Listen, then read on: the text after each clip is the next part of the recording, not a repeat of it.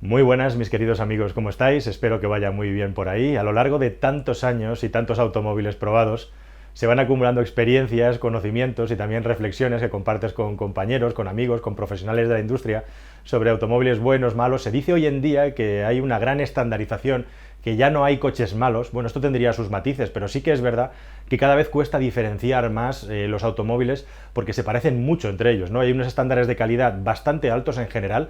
Siempre hay excepciones, y parece que últimamente más, pero hemos pasado una época un poco insulsa, lo que no quita que en el último siglo se hayan vendido pues un montón de coches en algunos momentos que eran un auténtico desastre. Y se me ha ocurrido hacer una lista sobre los peores coches que he conducido. Sería la lista de mis peores coches que he tenido entre mis manos probando automóviles más o menos nuevos en los últimos 18 años más o menos, que es el tiempo que yo llevo probando coches. Bueno, pues un poco para compartir con vosotros esos pequeños desastres, ¿no?, que muchas veces hablamos con compañeros o con amigos, pero que no suelen ver la luz más allá pues de eso, de las conversaciones privadas, y no aparecen ni en los vídeos, ni en los programas de televisión, ni en las revistas, etcétera, etcétera, etcétera. Quiero entrar directamente en la lista, quédate conmigo, yo te voy a contar exactamente por qué me parecen un desastre, pero primero de todo déjame que te haga unas pequeñas matizaciones.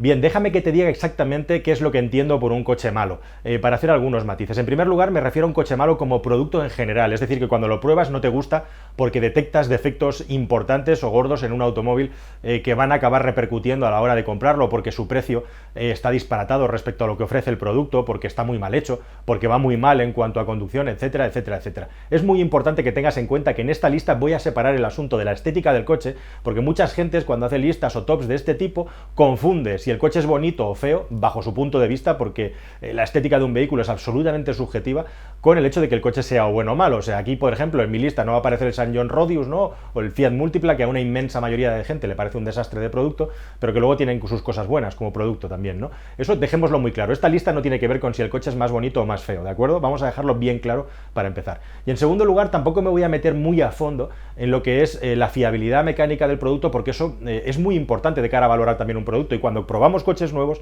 nunca lo tenemos en cuenta o nunca lo sabemos. Bien, hay algunas cosas que saltan, digamos, a la vista, que saltan de lejos y que es posible comentarlas, pero la parte de la fiabilidad mecánica, aunque es uno de los factores que he utilizado para hacer este ranking, no es el fundamental, no es más importante. Sobre eso, sobre asuntos de fiabilidad mecánica, vamos a hablar en próximos vídeos, porque uno de los objetivos de este canal es que estés muy bien informado en ese sentido en el futuro. Todos hablamos de coches nuevos, de lo buenos que son o lo malos que son, lo bien que va, pero tú te compras un coche y luego pasan 10 años, y luego ¿qué? Entre medias, ¿qué? Pues luego hay una serie de experiencias, casuísticas, etcétera, de las que habla muy poca gente. Así que cuando yo hablo de los peores coches que he probado, primero, me voy a ceñir a los coches que he conducido yo. A los que no he conducido o he oído algo, lógicamente, no voy a entrar porque no he tenido ocasión de catarlo. En segundo lugar, te voy a hablar como producto. Cuando yo lo he probado, pues un producto de mala calidad, básicamente. Y en tercer lugar, puede que salgan aquí coches, y van a salir, que tienen unas características muy buenas en algunas vertientes y otras muy malas. Es muy difícil decir que un coche es un desastre en todos los ámbitos, aunque alguno hay, ¿verdad? Así que si te parece, vamos a empezar ya directamente con la lista, porque estoy seguro que quieres saber cuáles son los 10 coches, más o menos, más desastrosos que he probado en estos 18 años. Vamos a empezar en el número 10. En el número 10, oh sorpresa, el Mini. El Mini, la primera generación del Mini. Es posible que muchos estén llevando las manos a la cabeza, pero ¿cómo te parece un tan mal coche? El primer Mini a mí me impactó cuando lo vi y lo conocí, porque me parecía un coche, y me parece un coche sin nada de espacio interior, muy poco práctico, con muy poco maletero, con muy poco espacio para las plazas traseras. Sí, es un coche pequeño, pero estaba totalmente supeditado al diseño. Era un coche puramente para el diseño, impráctico, con una calidad de acabado malísima, con un diseño y una ergonomía en el interior que me parecía absolutamente demencial, y me lo sigue pareciendo.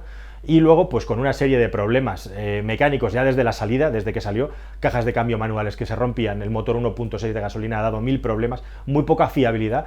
Todo eso sumado a que era un coche que se utilizaba para ciudad, pero era extremadamente incómodo, y luego muy caro, muy caro. Así que te gastabas un pastizal para decir que llevabas un Mini y te comprabas un coche en el que no cabía nadie, un coche que era gastón y muy poco fiable mecánicamente, mal hecho, muy mal hecho para el precio que pagabas, y además un coche, pues eso, con muy poca fiabilidad en carretera. A cambio, ¿qué tenías? Pues eso, un vehículo dinámicamente muy divertido de conducir, muy ágil, muy rápido. Si me ofreces un Cooper S o un John Cooper Box, no le voy a hacer asco, ¿no? Pero a mí os he de decir que me ha costado mucho tenerle algo de aprecio al Mini, porque es que me parece un coche absolutamente de postureo, aunque es precioso, eso también, es un coche dinámicamente va muy bien y es muy bonito, especialmente la versión de 3 puertas, hicieron un trabajo genial, pero como producto me parecía demencial para lo que costaba. Y he tenido muchos años, muchos problemas con el Mini mentalmente, en el sentido de asimilar que ese producto haya tenido tanto éxito en el mercado, ¿no? Después de ver todo lo que pasó con ese coche en sus inicios. Así que por eso he puesto el Mini en el puesto número 10 de la lista. En el puesto número 9 está el asunto de los descapotables, que es un asunto muy divertido. Si ya es difícil hacer un coche bueno, ¿qué te voy a contar de los vehículos descapotables? Hubo una época en la que a todas las marcas les dio por hacer descapotables y también versiones CC. La cosa de los CC con el 206cc, que es un muy buen producto, en su día lo fue, pues hizo un boom y todo el mundo quiso hacer el suyo, ¿no? Nissan con el Micra y Opel también con el Tigra. El Tigra CC, el Tigra descapotable de segunda generación, es uno de los coches más desastrosos que he probado, porque era un coche mal hecho y también con un comportamiento dinámico bastante malo y con un motor de gasolina que no iba a ninguna parte, un motor de mal rendimiento. En definitiva, era un producto que me daban ganas cuando lo probé de tirarlo a la basura directamente. Pero es que todos los coches CC, en general de bajo coste, han sido bastante desastrosos. En fin, qué decir de coches como, por ejemplo, el Chrysler Sebring, ¿no? 200C, etcétera, etcétera, etcétera.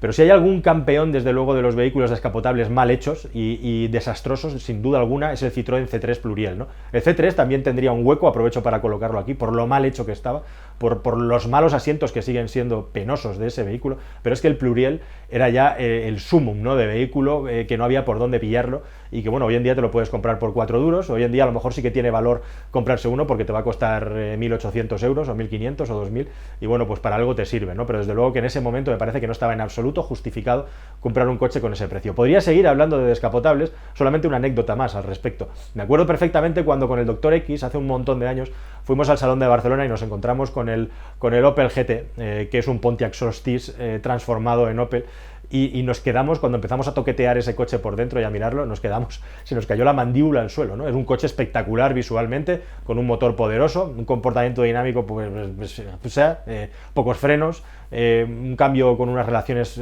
gigantescas para lo que se estima como un vehículo deportivo al estilo europeo. En definitiva, un producto muy molón, muy pintón, que luego, haciéndole pequeñas modificaciones, haciéndole una repro, cambiándole los frenos y la suspensión, en definitiva, mejorándolo todo, era un coche que ganaba bastante, ¿no?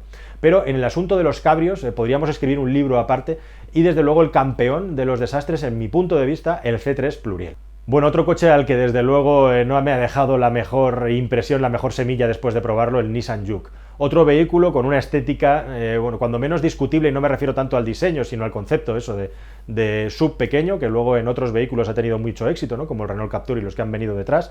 El Nissan Juke, además, lo meto en esta lista porque es un vehículo que no me gusta nada cómo está diseñado por dentro. En general, los vehículos japoneses van muy por detrás de los europeos en ese sentido, ¿no? Y además, en esta clasificación también, el Nissan Juke lo pongo porque en las pruebas dinámicas parecía algo así como un caballo salvaje de estos que hay que domar, ¿no? Era un coche con unas reacciones un poco extrañas, al límite, y un poquito peligrosas también. Así que el Nissan Juke como producto, desde luego, no me parece para nada algo interesante ni algo a recomendar. Bueno, amigos, si me pongo a hablar de coches americanos, posiblemente tendría que hacer una lista aparte, y no es el caso, no les voy a dedicar tanto tiempo. Pero en estos años hemos tenido, digamos, una panoplia de vehículos. Cuando llegó Dodge a Europa, con sus Caliber, con sus nitros, que por cierto ya habéis visto que cada vez se ven menos, poco han durado por ahí, un auténtico desastre. Y qué decir del Chrysler PT Cruiser, ¿no? Ese vehículo que le dio durante una época a Chrysler por hacer coches con estética retro, hacer estética de hot rod. Bueno, pues el PT Cruiser, un vehículo que no había por dónde agarrarlo desde un punto de vista de producto, de calidad de fabricación, de motores, de consumos. Y luego ya, pues en la pirámide, en lo más alto de la pirámide de la aberración, el PT Cruiser descapotable, ¿no? Un coche muy difícil de justificar desde cualquier punto de vista. De nuevo, los descapotables siempre en lo más alto. Es que es muy difícil hacer un buen descapotable. Si ya es difícil hacer un coche bueno, los descapotables, con el asunto de la rigidez torsional, con el asunto de los materiales que utilizas para no recargar más de peso el vehículo, etcétera, etcétera, etcétera, son muy difíciles de hacer. Estos coches americanos, como digo, sobre todo de la marca Chrysler, de la marca Dodge, han marcado tendencia por lo mal hechos que estaban, ¿no?, respecto a los estándares que nosotros conocíamos aquí. Pero también tengo para los europeos, no te preocupes. Bueno, en este puesto tengo que contar con el Smart. El Smart, La verdad es que fue un coche también impactante cuando llegó al mercado. Es un vehículo que, como otros de los que os estoy hablando, tiene muy buenas cualidades, pero tiene otras desastrosas también, ¿no? Cuando nos encontramos con el Smart, nos encontramos con una calidad de acabado que realmente te recordaba más al de un carricoche eléctrico para un bebé que un coche para personas adultos, un producto serio, ¿no? Que además venía de Mercedes-Benz. Era bastante impactante. Luego los motores, el rendimiento de los motores, bastante malo. Eran coches que acababan gastando para la minúscula potencia y cilindrada que tenían. En relación a eso, bueno, las versiones diésel eran bastante económicas, pero a costa de tener muchísimas fallas mecánicas. El Smart Diesel era un desastre y pues bastante complejidad también para arreglarlos a donde estaban, ¿no? Y a veces había gente que se gastaba dinerales sin ser capaz de dejarlo a punto. Pero desde luego lo que era la joya de la corona de los Smart, y en cierta medida lo ha seguido siendo muchos años, era ese cambio automático secuencial, manual robotizado, absolutamente demencial, un cambio con una capacidad para cambiar que tardaba segundos en cambiarte de marcha, absolutamente desesperante y desastroso. Solo ha habido un cambio que se haya parecido para mal al cambio del Smart, que era el cambio CMP de Citroën con el C4, que era un cambio que, bueno, que parecía que la marca lo que quería era romperte el cuello, hacerte esguinces cervicales a la hora de fabricarlo, y bueno, pues en el caso del Smart yo creo que era el récord, y es una lástima, ¿no? Porque por ejemplo el Smart Roadster era un coche extremadamente divertido de conducir por la ligereza que tenía y la agilidad, pero todo se iba a la porra siempre en Smart por el cambio de marchas. Como anécdota os diré, no voy a decir el nombre, pero un periodista al que yo admiro mucho y he admirado mucho estos años, me contaba una vez como anécdota que a él, cuando le dieron el primer Smart, a los 2 días de conducirlo lo devolvió, porque decidió que no iba a escribir un artículo haciendo sangre del coche de lo malo que era. O sea, directamente devolvió el coche. El Smart, desde luego que es un vehículo que tenía, pues, tiene una serie de características muy buenas y muy ventajosas, pero también es un absoluto desastre en algunas características en las que tienes que medir el producto, pues eso, como valor automovilístico. Bueno, y entrando ya en la parte más caliente de la tabla, os tengo que hablar de Jaguar. Jaguar ha perpetrado bastantes atentados a la automoción, a la ingeniería de la automoción a lo largo de su historia, especialmente, bueno, pues en los años 80, ¿no? Y 90 también. Y en la nueva Jaguar, que salió resultante de todo ese desastre con la entrada de Ford, tuvieron a bien hacer el X-Type, que era un Ford Mondeo con tracción a las 4 ruedas, un vehículo que fue muy criticado por eso, porque al final era un Ford Mondeo y eso los ingleses no lo perdonaban. Y luego estaba el S-Type, ese vehículo que, bueno, sobre la estética no vamos a hablar, allá cada cual, pero que ha sido un desastre. De hecho, si tú te vas ahora mismo al mercado de segunda mano, te puedes encontrar ese Type con motor de 6 cilindros por poco más de 1.000 euros. El que se quiera meter en eso y arriesgarse, tiene todo su derecho, se va a llevar un vehículo con una estética, bueno, pues eso, que cada uno elija cada cual, pero sobre todo el desastre más grande de ese vehículo estaba en los motores, especialmente los motores de 6 cilindros. Muchísimos están rotos, la mayoría han estado rotos, la mayoría te lo van a vender con el motor roto. Un vehículo, pues eso, con una fiabilidad desastrosa, un vehículo que no aportaba nada a nivel de rendimiento, con unos acabados, digamos, más o menos pintones al estilo clásico, ¿no? Al estilo inglés, pero en definitiva un producto muy malo que hoy en día te puedes comprar tirado de precio, regalado en el mercado, porque no lo quiere absolutamente nadie, probablemente por empezar por su estética, pero es de esos coches en lo que se junta una estética discutible con una también calidad mecánica muy baja para el precio que estabas pagando del producto. Bueno, la verdad es que Jaguar Land Rover en los últimos años se ha especializado en hacer coches caros y que no aportan nada especial al mercado, especialmente lo que se refiere a los vehículos todoterreno, ¿no? Y muchísima gente se gasta 100.000, 120.000, 150.000, 180.000 euros en vehículos todoterreno gigantescos que van muy bien por el campo, pero que no paran de estropearse, como no para de salir en las votaciones de fiabilidad que hay más o menos serias a lo largo y ancho de la industria del automóvil. ¿Qué ocurre con el Fiat 500L y el Fiat 500X y el Jeep Compass? Bueno, pues que son vehículos, digamos, que tienen una serie de características interesantes, a lo mejor desde el punto de vista de la estética, pero que, al igual que le pasa al Nissan Juke, no tienen nada que aportar desde ningún punto de vista, aparte del estético. Son productos bastante mediocres en general, han mejorado bastante en los últimos tiempos. La nueva generación del Jeep Compass es bastante mejor que la anterior, pero en la anterior generación, además, el hecho de que el coche estuviera tan mal hecho y que tuviera esos problemas en la frenada, no sé si lo sabéis, pero eran vehículos que en frenadas de emergencia se podían llegar a poner a 2 ruedas, algo verdaderamente demencial que ocurre en el siglo XXI. No se habló mucho de eso, pero hubo pruebas bastante escalofriantes de lo que le ocurría a estos coches cuando frenaban en frenadas de emergencias, igual que el Nissan Juke era una especie de potro salvaje en frenada de emergencia o en maniobras de esquiva de emergencia. Con el Jeep Compass y el Fiat 500X y L, bueno, pues ocurría lo mismo, ¿no? Hacía cosas muy extrañas en situaciones de emergencia. En definitiva, un producto que jamás le recomendaría a a nadie que se comprara ni nuevo ni de segunda mano, por lo menos en la primera generación. Es un coche que no valía ni como familiar, ni como vehículo todoterreno, que además gastaba un montón, que era poco fiable y aún encima dinámicamente era una patata e incluso peligroso. O sea, todos los ingredientes para estar en el jardín de los horrores de la industria del automóvil, que por supuesto también lo tiene. Bueno, y ya para terminar pasamos a mi top 2 de mis horrores favoritos. Es imposible casi que os pueda decir cuál estaría en la primera posición, pero bueno, vamos a poner en la penúltima posición, en el segundo puesto del podium, al Tata Indica. Un vehículo, en general Tata, por cierta propietaria de Jaguar Land Rover, que perpetró algunos de los mayores atentados en cuanto a calidad de producto que se han vendido en nuestro país, al igual que lo ha ocurrido a algunas marcas rusas, como por ejemplo Lada, que desgraciadamente ya prácticamente no se venden por cuestiones de normativa anticontaminación, y digo desgraciadamente porque desde el punto de vista de vehículo todoterreno era un vehículo muy honesto, por más que luego estuviera hecho desastrosamente por dentro, era un vehículo honesto desde el punto de vista de todoterreno, como digo, pero en el caso del Tata Indica nos encontramos en el sumen del rendimiento penoso del motor, pero penoso, y con una mala calidad de fabricación tremenda. O sea, directamente a estos coches se les caían los retrovisores, así sin más, como cuando se desconcha un ladrillo de un edificio, se les caían los retrovisores, se caían a cachos, en definitiva. Tata también es famosa por pinchar muchas veces en sus intentos por hacer un producto de calidad, como por ejemplo el Tata Nano, ¿no? O en este caso un producto, digamos, del pueblo, el coche del pueblo en la India, que fue un absoluto fracaso, y afortunadamente al menos los Tata que nos han estado llegando hasta la fecha ya no se venden en España porque no había mercado, no los compraba nadie afortunadamente, y han salido como desastre, ¿no? En su día se vendió un poco el Tata Safari, se ha hecho algunos intentos de vender sus subs, pero nadie lo ha considerado, afortunadamente. Veremos qué pasa en el futuro. La India está creciendo muchísimo, al igual que China, y es probable que dentro de unos años lleguen con un producto que incluso nos pueda sorprender, y a mí el primero, por supuesto, no lo descartes en absoluto. Igual que digo una cosa, digo la otra. Y por último, para mí el campeón, el coche más desastroso de todos los que he probado yo en estos años, es el Chevrolet Aveo transformado a GLP.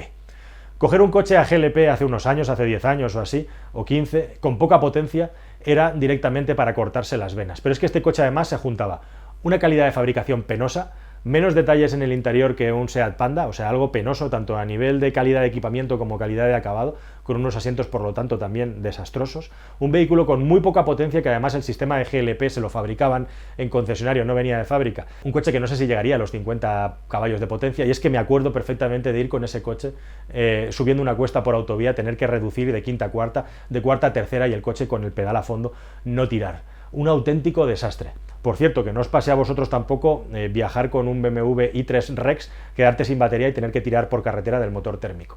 También es una cosa para hacérselo mirar. Pero bueno, este Aveo GLP es que además estaba mal hecho desde el punto de vista GLP. Es que me acuerdo perfectamente con un amigo darle 3 acelerones e inundarse el interior del vehículo de olor a gas, de olor a butano, que daban ganas de salir de allí corriendo.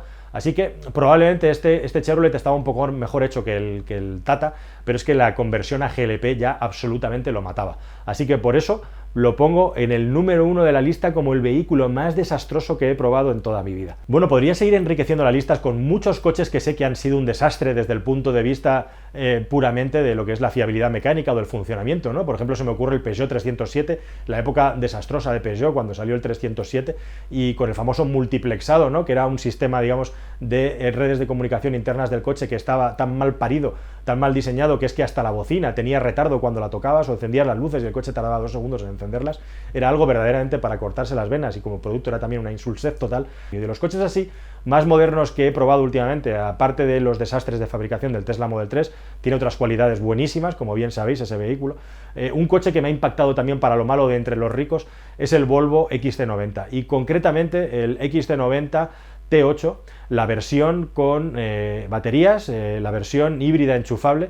Un vehículo que cuando te quedas sin baterías, como les ocurre a otros muchos híbridos enchufables, es un vehículo extremadamente gastón, con un cambio automático bastante desagradable de conducir, que no aporta nada desde el punto de vista de la tecnología y de la seguridad. Las cosas no funcionan mejor que en otros coches vehículos premium, funcionan peor, al igual que le pasa con Jaguar, por ejemplo. El gran problema de las marcas premium que cobran como premium, como Jaguar Land Rover, como Volvo o como Alfa Romeo en cierta medida, es que en ciertas cosas te están intentando cobrar lo mismo cuando va peor. Bueno, pues en Volvo me ha pasado también esa misma percepción con este último XC90 T8, y un motor, como digo, ruidoso, con un nivel de gasto de combustible tremendo cuando no está con la batería cargada. En definitiva, un vehículo que yo no le recomendaría a nadie comprarse ahora mismo, sobre todo por lo que cuesta un dineral, ¿no? Es lo mismo que eso, que comprarte, por ejemplo, un Land Rover actual, salvo que vayas a hacerte cosas todoterreno mega extremas, que ayer quién es el bonico que se hace eso gastándose 120, 150.000 euros en un Range Rover Sport, ¿no? En un Range Rover a secas. Así que nada más, amigos, este es mi pequeño jardín de los horrores, como veis ahí para todo el mundo. Me he dejado seguro en la lista un montón de coches que son desastrosos y en el futuro espero retomar este tema un poco también desde el punto de vista menos, digamos, divulgativo y divertido, que era la idea de hoy, sino hacerlo desde el punto de vista pragmático, recomendándote cosas que si las quieres comprar tienes que tener muy claro qué es lo que te estás comprando y qué es lo que te estás llevando, la joya que te estás llevando a casa, para que no te arrepientas de los euros que te has gastado en ese producto. Espero que te haya parecido entretenido, espero tus comentarios aquí sobre los coches que a ti te parecen un desastre y no he sacado en la lista, porque seguramente que los hay y yo no los he probado, no los he conducido. Me he intentado ceñir al siglo XXI, seguro que podríamos hablar de montones de coches y hay listas desde los principios de la automoción, pero yo me quería ceñir a los años en los que yo llevo probando coches, de 2001 a 2019 aproximadamente. Y nada más, lo dicho, un placer estar aquí de nuevo con vosotros, espero que hayáis pasado un buen rato conmigo y nos vemos y nos hablamos en un próximo vídeo. Hasta luego, adiós.